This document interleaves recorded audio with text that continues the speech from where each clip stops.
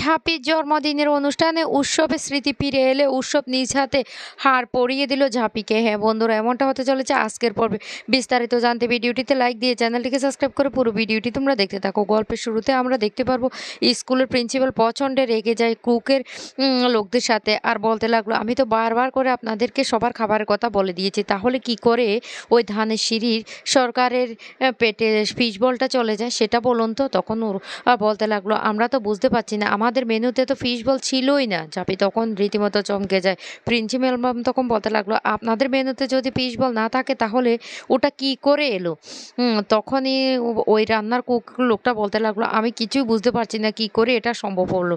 এদিকে ঝাঁপিও অবাক হয়ে যায় ওদের কথাবার্তা শুনে। তারপরে ঝাঁপি বলতে লাগলো, ও উৎসববাবুর আজকে যদি কোনো বড়সড় ক্ষতি হয়ে যেত। এদিকে দেখা যায় তিনি উৎসবকে বলতে লাগলো, ও বন্ধু বন্ধু তুমি এখন ঠিক আছো? বিশ্বাস করো, তোমার জন্য না আমার না অনেক ভয় হয়েছিল, আমি তো ভয় পেয়ে গিয়েছিলাম। উৎসব তখন বলতে লাগলো, না তিনি শোনা, আমার কিচ্ছু হয়নি, এই তো আমি ঠিক আছি। এদিকে ঝাঁপি বলতে লাগলো, আপনি জানতেন না চিংড়ি মাছ খেলে আপনার অ্যালার্জি হয়? তখন উৎসব বলতে লাগলো, না আমি তো জানতাম না, কিন্তু পুকুরের চিংড়ি মাছ খেলে অ্যালার্জি হতো সেটা আমি জানতাম। ডাক্তারে টেস্ট করে বলেছিল পুকুরের নাকি সাংঘাতিক চিংড়ি মাছে অ্যালার্জি আছে, সেই থেকে আমি বাড়িতে চিংড়ি মাছ আনতাম না, এমনকি আমি নিজেও খেতাম না। আর আজকে আমি বুঝতে পেরেছি, তারপর আমি খেয়ে ফেলেছি, কারণ আমি জানতাম না যে আমার চিংড়ি মাছে অ্যালার্জি আছে। তখনই ঝাঁপি বলতে লাগলো, এই মানুষটা এসব কী বলছে? সে কোনোদিন কি জীবনে চিংড়ি মাছ খায়নি? আর ওটা সেটা বলতেও পারছে না। আর তিন্নির সাথে উৎসব রায়চৌধুরী কিসের এত সম্পর্ক? যে তিন্নিরও চিংড়ি মাছে অ্যালার্জি, এইদিকে উৎসববাবুরও, আমি না সবটা বারবার গুলিয়ে ফেলছি। তারপরে ঝাঁপি আলাদা করে এসে কাসাইকে ফোন করে। কাসাই তখন বলতে লাগলো, ঝাঁপি আমি বুঝতে পারছি তুই আমার উপরে প্রচণ্ড রেগে গেছিস। ঝাঁপি তখন বলতে লাগলো, না কাসাইদি, আমি তোমার উপর একটু রাগিনি, আমি শুধু বলতে চেয়েছিলাম তুমি কেন এই কাজটা করতে গিয়েছিলি। কিন্তু জানো, আরেকটা ঘটনার পর আমি না নিজে কনফিউজড হয়ে গেছি। তখনই কাসাই বলতে লাগলো, কি হয়েছে ঝাঁপি? ঝাঁপি তখন সমস্তটা খুলে বলি। অন্যদিকে দেখা যায় মনসুন ক্যাম্পের প্রোগ্রাম শেষ হয়ে গেলে সবাই যখন বাড়ি ফিরছে তখনই তিনি বায়না ধরে সে আরও কোথাও বেড়াতে যাবে। কিন্তু ঝাঁপি সেটা কিছুতে মানতে নারাজ। ঝাঁপি বারবার বলতে লাগলো, অনেক বেরিয়েছো, তোমার বইপত্র তাকে তুলে রেখেছো, কয়দিন হয়েছে, পরীক্ষায় তুমি পাশ করতে পারবে? উৎসব তখন দাঁড়িয়ে দাঁড়িয়ে হাসতে থাকে, কিন্তু তিনি কোনো কথাই শুনে না। তিনি বারবার বায়না করতে থাকে সে কোথাও না কোথাও ঘুরতে যাবে। তারপরে ঝাঁপি প্রচণ্ড রেগে যায়। উৎসববাবু তখন বলতে লাগলো, আরে ঝাঁপি আপনি এমন করছেন কেন? তিন্নি তো গুড গার্ল, দেখবে তিন্নি খুব ভালো রেজাল্ট করবে। কি তিন্নি শোনা, তুমি করবে তো ভালো রেজাল্ট? তখন তিনি বলতে লাগলো, হ্যাঁ আমি খুব ভালো রেজাল্ট করব। তারপরে ওরা গাড়িতে উঠতে গেলে পিছনের সিটে তিন্নি ঘুমিয়ে পড়ে। ঝাঁপি তখন বলতে লাগলো, তিন্নি এটা কি অসভ্যতা হচ্ছে, আমি কোথায় বসবো? তিন্নি তখন বলতে লাগলো, তুমি বন্ধুর সিটে গিয়ে বসো না।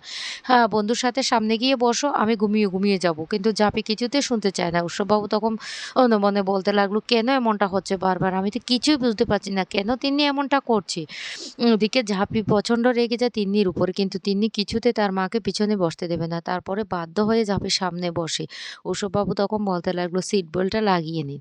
তখন ঝাঁপি সিট বেল্টটা লাগাতে গেলে কিছুতে সেটা লাগাতে পারে না।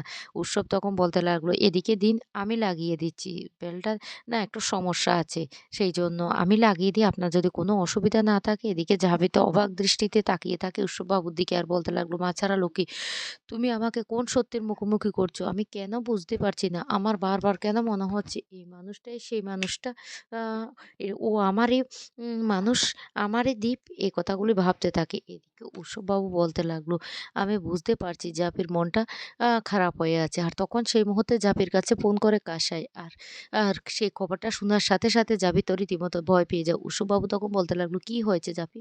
কে ফোন করেছে জাপাই? তখন বলতে লাগলো, কাসাইদি ফোন করেছে। বাবারা নাকি গোডাউনে গিয়েছিল, সেখানে পুলিশ এসে নাকি সমস্ত মালপত্র সিজ করেছে। আর হঠাৎ করে বাবা অসুস্থ হয়ে গেছে, বাবাকে বর্ধমানের বাড়িতে নিয়ে যাওয়া হয়েছে। প্লিজ আপনি চলে যান, আমি তিন্নিকে নিয়ে সেখানে যেতে হবে। তখন উৎসব বলতে লাগলো, আপনি এটা কি বলছেন? বর্ধমান কত দূর জায়গা, আপনারা কি করে যাবেন? তার থেকে বরং ভালো আমি আপনাদেরকে পৌঁছে দিয়ে যাবে। তখন বলতে লাগলো, এমনিতেই তো ও আপনার অনেকটা লস হয়েছে, তারপর আপনি এসব কি বলছেন? এদিকে তিন্নি খুব খুশি। তারপরে ঝাঁপি আর তিন্নিকে দীপকে নিয়ে উৎসববাবু চলে আসে সেই বর্ধমানের বাড়িতে। আর সেখানে আসলে জাপি দেখতে পায় তার বার্থডে সেলিব্রেশনের জন্য সবাই এই সারপ্রাইজটা দিয়েছে জাপিকে। জাপি তখন বলতে লাগলো, "এটা কি হচ্ছে? কি হচ্ছে? আমি তো কিছুই বুঝতে পারছি না। তোমরা তোমরা এভাবে মিথ্যে কথা বলে আমাকে এখানে নিয়ে এসেছো।" অন্যদিকে তো দেখা যায় উৎসব ওই বাড়িতে পা রাখতে উৎসবের মাথাটা কেমন একটা ঘুরে যাচ্ছে। উৎসব এদিক ওদিক করে তাকাতে থাকে। তিন্নি তখন বলতে লাগলো, "আমরা একা আসিনি, আমাদের সাথে বন্ধু। এই তো বন্ধু এসেছে।" জাপি তখন বলতে লাগলো, "ও বাবা! বাবা তোমাদের আমার জন্মদিনের কথা মনে আছে?" দামোদরবাবু তখন বলতে লাগলো, "মনে থাকবে না? তুই তো আমার মেয়ে।" কাসাইকে তখন ঝাঁপি বলতে লাগলো, "কাসাইদি এসবের কি দরকার ছিল? এসবের দরকার ছিল?" কাসাই তখন বলতে লাগলো, "আলবাত দরকার ছিল।" এদিকে দামোদর সরকার ঝাঁপিকে বুকে টেনে নেয়। অন্যদিকে উৎসববাবু এদিক ওদিক করে কেবল তাকাতে থাকে আর বলতে লাগলো, "এ বাড়িটার আমার সবকিছু কেমন পরিচিত, পরিচিত মনে হচ্ছে। আমার মনে হচ্ছে এই বাড়িতে আমি এর আগেও এসেছি। অসম্ভব ব্যাপার। আমি এই বাড়িতে কি করে এর আগে আসবো? আমি তো কিছুই বুঝতে পারছি না।" এইদিকে দামোদর বাবু তখন বলতে লাগলো, "মারে আর দীপ চলে যাওয়ার পর থেকে তো তোর জন্মদিন আর পালন করা হয়নি।" কাসাই তখন বলতে লাগলো, "হ্যাঁ জাপি, এখন দাওয়াত ফিরে এসেছে, এবারের ছেলে ফিরে এসেছে। তাই আমরা আবার তোর জন্মদিনটা পালন করছি।" অন্যদিকে দেখা যায় তিনি বলতে লাগলো, "ও বন্ধু, বন্ধু তোমার কি হচ্ছে? তোমার কি শরীর খারাপ?" কিন্তু কিছুই বলে না দীপ। দীপ মনে, মনে বলতে লাগলো, "আমি কি করে বলি এই বাড়িটা আমার খুব পরিচিত।" এদিকে কাসাই তখন জাপিকে বলতে লাগলো, "শোন কাসাই, আমি তোকে একটা কথা বলি। দাবাই না সমস্ত কিছু ভুলে গেছে। ওর স্মৃতি চলে গেছে। আমাদের উচিত ওর স্মৃতি ফিরিয়ে নিয়ে আসা। দেখেই বোঝা যাচ্ছে। দেখ তুই ভালো করে তাকিয়ে দেখ। আমরা দাভাইয়ের যে স্মৃতি যেকোনো প্রকারে ফিরিয়ে আনবো। তার জন্য আমি এই বাড়িতে বার্থডের যে আয়োজনটা সেটা করেছি। পুরনো বাড়ি, পুরনো জিনিস ওর সামনে নিয়ে আসলে তারপর তো ও আস্তে, আস্তে সমস্ত স্মৃতি ফিরে পাবে। তোর কি সেটা মনে হচ্ছে না?" তখন ঝাঁপিও অবাক হয়ে যায়। এদিকে দীপ বারবার মাথা প্রচণ্ড যন্ত্রণা করতে থাকায় আর আপচা সে আগের পুরনো স্মৃতিগুলি দেখতে থাকে। তখন জাপি বলতে লাগলো, "মাছারা লোকে এটাই যেন হয়।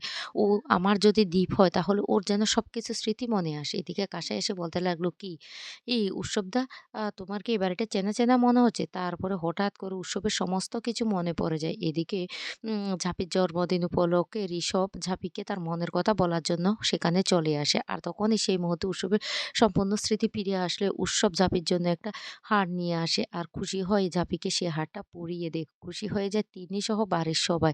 জাপি তখন বলতে লাগলো, "দীপ, দীপ তোমার সবকিছু মনে পড়ে গেছে?" দীপ তখন বলতে লাগলো, "হ্যাঁ জাপি।"